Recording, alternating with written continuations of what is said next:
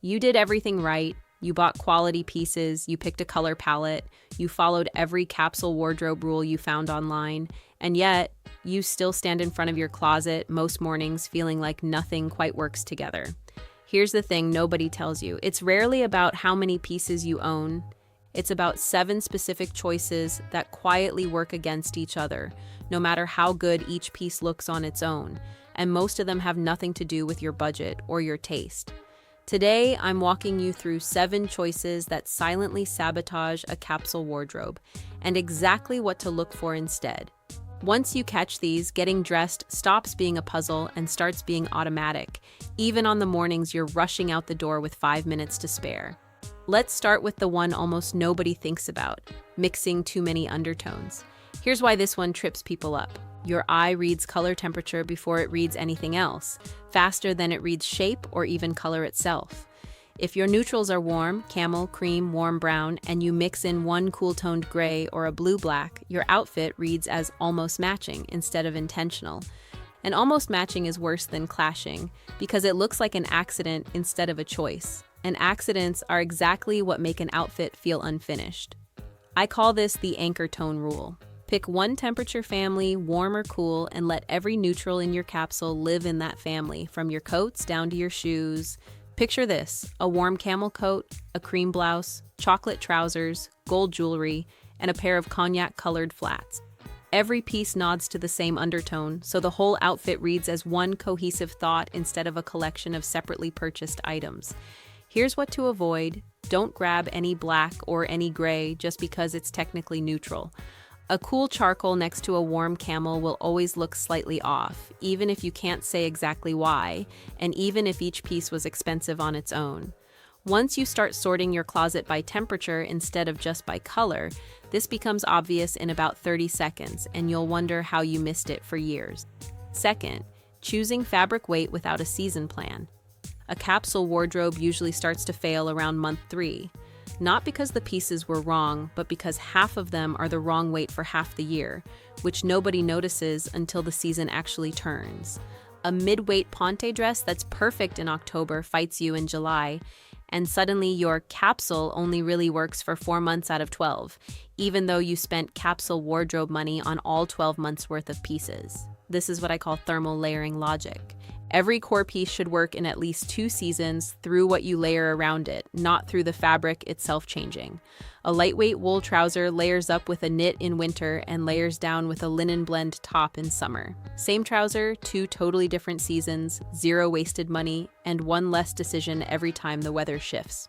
What to avoid here: don't build your whole capsule around heavy fabrics just because they photograph well or feel more elevated in the store under warm lighting. Elevated and impractical for 10 months of the year isn't elevated. It's just impractical, and it means half your closet sits untouched for most of the year while you keep reaching for the same 3 lightweight pieces. Third, picking pieces that are all the same formality. Say every piece in your capsule is polished and structured. Blazers, tailored trousers, silk blouses, beautiful on paper, and it photographs beautifully too. But you'll reach for it on a random Tuesday and feel overdressed for a coffee run, and then have nothing relaxed for the days you actually want to feel relaxed because there's no range built in anywhere. This is the formality gradient, and your capsule needs at least 3 levels to actually function day to day: relaxed, everyday polished, and elevated. 1 relaxed knit, 1 structured blazer, 1 statement piece that can dress either direction, depending on what you pair it with and how you accessorize it. What to avoid? Don't fall in love with one aesthetic so completely that everything in your closet sits at the exact same formality level, because that's how you end up having nothing to wear despite owning plenty. A closet full of special occasion pieces makes ordinary days feel like you're wearing a costume just to run errands, and that feeling is exactly what makes people abandon a capsule altogether. Fourth, ignoring how a piece actually moves with your body. This is the one that gets skipped the most, and it's probably costing you the most money over time. You can try something on in a mirror, love how it looks standing perfectly still, and then feel completely different in it the moment you're sitting, reaching, or walking somewhere later that day. A capsule piece has to earn its place through an actual day, not just a fitting room reflection under flattering light. I call this the motion test. Before a piece earns a permanent spot in your rotation, sit down in it, reach overhead, walk a few steps in it, right there in the store if you can, or at home before the tags come off. If a waistband digs in when you sit, or a hem rides up when you walk, it doesn't matter how elegant it looked standing in the mirror, you're not going to wear it, and it'll end up pushed to the back of the closet within a month. What to avoid? Don't keep a piece in rotation just because the cut is beautiful on the hanger. A gorgeous cut that fights your body all day isn't doing you any favors, no matter how many compliments it got the first time you wore it. A cut that moves with you, in a fabric with a little bit of give, is what actually earns repeat wear week after week, long after the novelty wears off. Fifth, buying accessories as an afterthought. Most people build the whole capsule, tops, bottoms, layers, and then treat accessories like decoration they'll figure out later, if at all, almost as an apology tacked on to the budget. But accessories are doing almost half the actual styling work in any outfit, and they're often the cheapest, fastest way to change how a look reads. The same 3 base outfits can look like 6 or 7 completely different looks depending purely on what you add on top. This is the repeat disruption principle. Accessories exist specifically to make repetition invisible to anyone looking at you, including yourself, so you stop feeling like you're wearing the same thing again. One structured bag, 1 pair of statement earrings, 1 long layering necklace, and a scarf in your anchor tone can turn 5 core pieces into 15 distinct outfits without buying a single new piece of clothing. What to avoid? Don't buy accessories in the exact same tone as your clothes just because it feels safe or coordinated. A little bit of contrast, a warm gold earring against a cool-toned outfit, a bright scarf thrown over neutrals, is what makes an outfit look styled instead of just dressed. And it's the detail people notice first, even if they can't name why. Sixth, choosing trend pieces over foundation pieces. A capsule wardrobe built mostly around whatever's trending right now has a short shelf life by design, and that's true no matter how much the piece cost. That's fine for fast fashion, but it's the exact opposite of what a capsule wardrobe is supposed to do for you. If your closet is 80% trend and 20% foundation, you're going to feel like you have nothing to wear the moment that trend cycles out, even though your closet is technically full of clothes you paid good money for. This is the 70-30 foundation rule. 70% of your capsule should be pieces that work regardless of what's currently popular. A well-cut blazer, a genuinely good trouser, a quality knit in a color you love and will still love in 5 years. The remaining 30% is where trend pieces live, so they add energy and personality without ever controlling the whole wardrobe or dictating what the other 70% has to match. What to avoid? Don't let a single viral trend talk you into replacing a foundation piece that was already working perfectly well for you.